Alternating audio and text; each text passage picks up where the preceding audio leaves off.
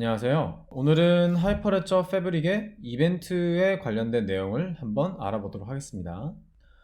하이퍼레저 패브릭도 다른 블록체인들처럼 블록체인 상에서 발생한 어떤 사건들, 뭐 블록이 생겼다든지 아니면 스마트 컨트랙이 있는 뭐 플랫폼 같은 경우에는 스마트 컨트랙 상에서 어떤 액션, 뭐 유저가 정의한 액션이 발생했을 때의 이벤트를 외부로 전달할 수 있는 수단을 마찬가지로 가지고 있어요.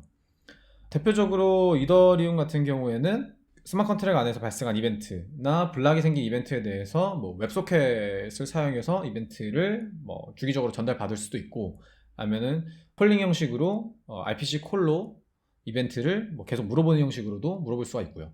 뭐 비트코인 같은 경우에는 뭐 자기가 들고 있는 지갑 주소에 뭐 돈이 꽂혔을 때, 비트코인이 들어왔을 때에 서버에서 뭐 SDK를 사용해서 관련 이벤트를 우리가 캐치할 수가 있죠. 패브릭도 다양한 레벨, 그러니까 블락, 뭐 트랜잭션, 체인 코드 레벨에서 여러 가지 이벤트를 캐치할 수 있는 기능을 제공을 하는데요. 먼저 간단히 알아보면 방금 말씀드린 대로 다양한 레벨의 이벤트 수신을 제공을 하고요. 이때 이벤트를 받는 방법은 이제 SDK를 이용해서 피어로부터 이벤트를 수신을 해요. 그래서 이더리움 같은 경우에는 웹소켓을 이용해서 웹소켓이나 이제 HTTP 콜로 이벤트를 수신할 수 있는데, 패브릭에서는 gRPC가 이제 기본 사용하는 커뮤니케이션 프로토콜이기 때문에 gRPC를 통해서 이벤트를 받을 수가 있어요. 그래서 이벤트를 피어가 이제 SDK를 사용하는 어플리케이션 쪽으로 푸시를 해줄 수가 있어요. 또 달라고 할 수도 있고요. 이 부분이 보통 어디에 잘 나와 있냐면, 제가 자주 사용하는 예제인 밸런스 트랜스퍼 예제도 나와 있는데, 더카 컴포즈를 간단히 보시면 먼저 피어 관련된 설정 중에서 피어 관련된 도커 설정에 보면은 포트가 이렇게 두 개가 열려 있는 걸 확인할 수가 있어요. 그래서 이 첫 번째 7051 포트라고 잡혀 있는 게 이제 피어가 일반적으로 다른 피어들 뭐 또는 오더러와 커뮤니케이션하는 포트고요. 두 번째로 이 7053이라고 잡혀 있는 포트가 이벤트를 위해서 외부 어플리케이션과 연계하는 포트예요. 그래서 이제 외부 어플리케이션과 연결하기 때문에 이제 아무래도 포트를 그냥 분리를 한 것 같아요. 뭐 보안을 위해서. 네트워크 설정을 보면은 YAML 파일로 되어 있는 이 밸런스 트랜스퍼 안에 아티팩트 안에 네트워크 설정을 보면은 어떤 식으로 되어 있냐면, 밸런스 트랜스퍼 나와 있고요. 아래 쭉 내려가다 보면은 피어 관련 설정 중에서 이 마이 채널의 채널 설정 중에서 이 채널에서 뭐 이 특정 피어들이 이벤트 소스가 될 수 있는지 안 되는지 설정하는 부분이 있고요. 그 다음에 각 피어별로 이 피어가 어떤 역할을 할 수 있는지 설정할 수 있는 부분이 있어요. 그래서 이벤트 소스로 여기서 이벤트 소스 파라미터가 true로 설정되어 있으면 소스에서 SDK에서 이 네트워크 컨피그 YAML 파일을 가지고 사용을 할 때 이 피어는 이벤트를 받을 수 있는 피어다 해서 커넥션을 만들게 돼요. 이벤트 관련 설정을 할 때. 그래서 아래에 보면은 좀 더 내려가면요, 어떤 설정들이 있냐면 각 피어에 대한 자세한 정보가 있는데, 뭐 예를 들어서 특정 피어가 이제 위에서 설정한 이벤트 소스가 true로 설정되어 있으면 여기에 나온 이벤트 URL 등을 사용할 수가 있게 돼요. 그래서 이 이벤트 URL로 해당 피어에 접근할 수가 있게 됩니다. TLS를 사용하는 경우에는 마찬가지로 TLS CA 서티피케이트를 설정을 해줘야 되고요. 자, 이렇게 해서 이제 이벤트를 사용해서 gRPC를 통해서 이제 이벤트를 푸시 받을 수 있습니다. 또 추가적인 기능들이 어떤 게 있냐면, 이벤트를 받을 때 이제 시작 블락과 끝 블락을 설정해 줄 수가 있어요. 뭐 그래서 레이티스트에서 뭐 가장 최근까지 받을 수도 있고, 블락 넘버를 설정해서 블락 뭐 몇 번째 블락부터 몇 번째 블락까지 뭐 이벤트 있는 거를 가져다 줘, 이런 것도 가능하고요. 그래서 뭐 이제 특정 블락을 놓쳤다, 이벤트를 놓쳤을 경우에 다시 리플레이해서 내가 놓친 이벤트, 미스한 이벤트를 다시 가져오는 것도 가능해요. 그리고 또 다른 얘기로는 원래 이제 패브릭 1.1 버전 정도까지는 제가 기억하기로는 1.0이었군요. 1.0까지는 이제 그냥 이벤트 허브라는 이름으로 이제 이벤트 서비스를 제공을 했어요.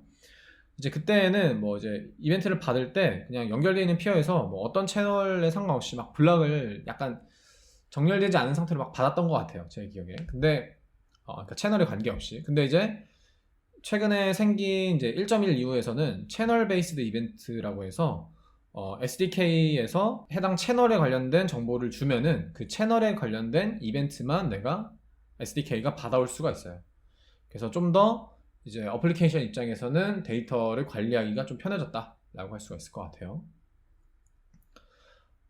사용하는 상황을 먼저 한번 살펴보면 어떻게 사용이 되냐면 일반적으로 비트코인이나 아니면은 이더리움 같은 경우에는 이거 이더리움이라고 쓰는 게 낫겠죠. 이더리움 THEREUM 같은 경우에는 노드에 다이렉트로 뭐 모바일 앱, 그러니까 안드로이드나 iOS가 직접 붙어서 엔드 유저 클라이언트가 직접 붙어서 이벤트를 수신하거나 하는 행동을 할 수가 있었어요. 그리고 그런 것들이 좀 자연스럽게 제공이 됐고요.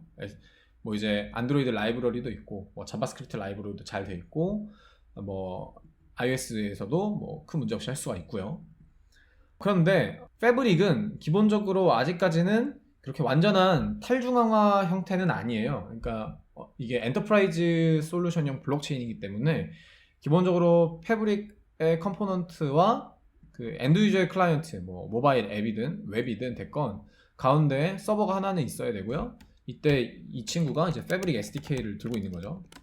패브릭에 접근할 수 있는 뭐 이제 관련된 크립토 파일들이라든지 아니면은 뭐 피어들의 주소 정보, 노드 정보, 어드레스, 오더러 등등등을 다 들고 있어서 이제 이 친구를 통해서 앱이 뭐 이제 CA한테 접근해서 뭐 인증서를 발급받을 수 있거나 하는 관련된 전체적인 행동들을 다 이 가운데 서버에서 해결해주는 식이 이제 현재까지 추천받는 아키텍처인 것 같아요.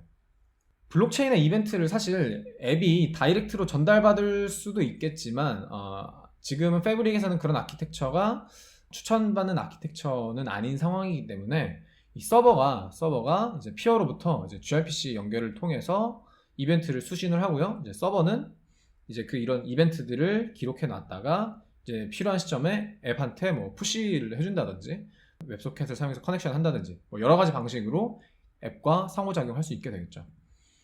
그래서 패브릭의 아키텍처는 기본적으로 이렇게 가운데 서버가 있어서 이 서버가 이제 대신 이벤트를 기본적으로 받아주고 이 서버가 이제 외부로 이벤트 관련 상호작용하는 아키텍처가 될 것 같아요. SDK도 마찬가지 이런 식으로 되어 있고요. 아직까지는 모바일과 패브릭 컴포넌트가 다이렉트로 붙는 방식은 아직까지는 잘 작동하는 플로우는 아닌 것 같습니다. 다음으로 넘어가서 패브릭의 이벤트가 지금 어떻게 제공되고 있냐면 크게 세 가지가 있는데 첫 번째는 블락 이벤트. 그래서 블락이 새로 생성됐을 때마다 이벤트를 가져오는 게 있고요. 이제 특정 채널, 피어가 가입된 채널, 그 SDK에서 설정한 채널이 될 것 같아요. 그래서 블락 이벤트를 받아올 때도 뭐 두 가지 설정할 수가 있는데 풀 블락, 그냥 완전히 블락 전체 데이터를 가져오는 경우가 있고요. 필터드 블락이라고 해서 이 필터 관련 설정을 해주면 블락의 메타데이터만 좀 가져와요. 그냥 블락이 새로 생겼다 뭐 이 정도, 그리고 그 안에 있는 이벤트에 대한 메타데이터들 정도를 가져올 수가 있어요.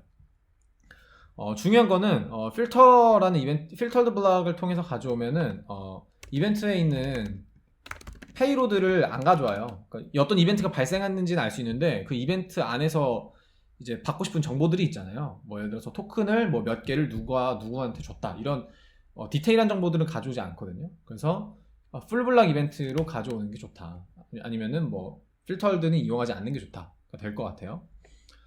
그 다음 패브릭이 또 적용한 이벤트가 트랜잭션 이벤트가 있겠죠. 그래서 트랜잭션은 이제 보통 유저가 뭐 트랜잭션을 제출을 했는데 그 트랜잭션이 커밋이 된다 안 된다를 확인하는 과정이 보통 필요하기 때문에 해당 트랜잭션에 대한 커밋 이벤트를 받을 수 있다 될 것 같고요. 가장 많이 사용하는 것 중 하나가 또 체인 코드에서 사용하는 이벤트가 될 것 같은데 체인 코드 내부에서 set event라는 함수를 사용할 수가 있어요. 그래서 set event를 사용하면은 이제 이벤트 네임을 찍고 그 다음에 그 이벤트가 발생했을 때 어떤 내용을 전달해 줄 것인지 페이로드를 같이 설정해 줄 수가 있어요. 이때 주의할 점은 이 이벤트는 네트워크 전체에서 좀 유니크한 아이디를 사용하셔야 돼요. 그래서 사용을 하실 때 뭐 유니크한 아이디를 적당히 만들어서 그냥 단순하게 그냥 이벤트 이름만 알파벳으로만 쓰는 것보다는 뭐 앞뒤로 뭐 식별자 정도를 붙여주는 게 좀 더 좋을 것 같아요. 아무래도 겹칠 수 있는 경우가 있기 때문에 좋을 것 같습니다. 그래서 이런 체인 코드 이벤트, 블락 이벤트, 트랜지션 이벤트를 가지고 이제 패브릭에서는 서버에서 받아다가 이제 엔드 유저 쪽으로 전달해 주는 게 기본 구조가 될 것 같습니다. 오늘은 여기까지고요. 다음 주에 또 뵙겠습니다. 감사합니다.